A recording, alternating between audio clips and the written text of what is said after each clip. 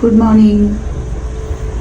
সকাল সকাল বের হয়ে গেলাম, ব্রেকফাস্ট করে আজকে যাবো অনেক দূরে একটা জায়গায়। আপনারা অনেকেই জানেন যে আমাদের কসমেটিক্সের বিজনেস, আর আমাদের একটা ব্র্যান্ড আছে, কসমেটিক্স ব্র্যান্ড। তো আমার হাজব্যান্ডের অনেক ইচ্ছা যে তার বড় মেয়ে তার এই বিজনেসটা ধরবে। তো যেহেতু বড় মেয়ের বিয়ে হয়ে গিয়েছে, সে ইউএসএতে থাকে, তো লাস্ট ভরসা আমাদের ছোট মেয়ে। তো তাকে নিয়েই আমরা চললাম বিজনেস শেখানোর জন্য। তো এবারে তার ট্রিপটা ছিল বিজনেস শেখানোর। তো তাকে নিয়ে এটা হচ্ছে আমাদের ফার্স্ট মিটিং। এ কদিন তো আমরা অনেক ঘোরাঘুরি করলাম, ফাইনালি আমরা একটা ফ্যাক্টরি ভিজিটে গেলাম। এটা বেশ দূরে ছিল, ট্রেনে করে যেতে হয়েছে।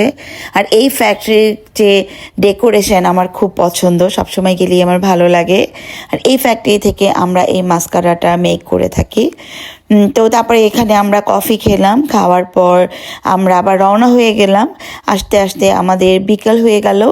এটা ছিল ট্রেন স্টেশন। এই ট্রেন স্টেশনটা অনেক বড়। অ্যাকচুয়ালি আমাদের যে ফ্রেন্ড গ্রেস, ও আমাদেরকে রাতে ইনভাইট করেছিল যে ওর সাথে আমরা ডিনার করব।